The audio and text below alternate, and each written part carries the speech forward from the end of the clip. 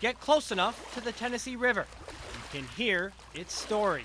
But you can only learn so much standing on the shore. Some places they're nearly untouched, and some places that are kind of like unseen typically. They're not the front yards of America. Hidden in the back channels are remarkable secrets. A river is a nexus of energy. It's a place where all these people, transportation, water, agriculture comes together. And a modern-day Mark Twain. I'm a university professor, and I'm an artist, and I'm a museum curator. You know, I'm not a master boat builder, but I built a boat, and it works, and we float down the river in it. Or should we say Huckleberry Finn? For decades, I've been a train hopper. And a friend of mine, a hobo friend, said, we're going to be doing this like punk rafting trip. And I was like, I don't even know what that means. And so I built a boat out of trash and floated down the Missouri River. Floating on trash in search of buried treasure. We're a little bit more serious than those young men were.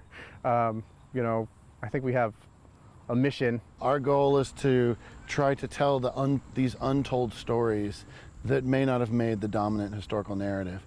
So we've interviewed scientists and archaeologists and river rats and people who live along the river. This 21st century shack is helping West Modes barge into history. It's the process, the exploration, the discovery that's part of the art project. Coming out of that will be some books and some collaboration with other artists, some short documentaries, some longer documentaries. Starting in Knoxville, Wes and his crew have spent the last few weeks floating and listening, stopping every few miles for supplies and to talk to locals. When we arrived in Gunnersville, we ended up talking to a woman in her 80s whose dad was the steamboat pilot for the barges that used to push train cars from Gunnersville to Huntsville, to Hobbs Island.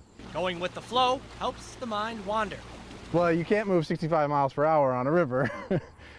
We go closer to 6 miles per hour, which allows you to reflect, allows you to think on things, allows you to really take in the scenery and appreciate what we've been given. The Tennessee is very different than what I kind of expected. The Tennessee, so far, has been a lot more disconnected from the people than my experience on the Mississippi. In the digital age, it's not as easy to find peace of mind. I hope that they get a sense of wonder, maybe a point of view that's different from them, but experiences that are shared as river people. Across rivers, across America.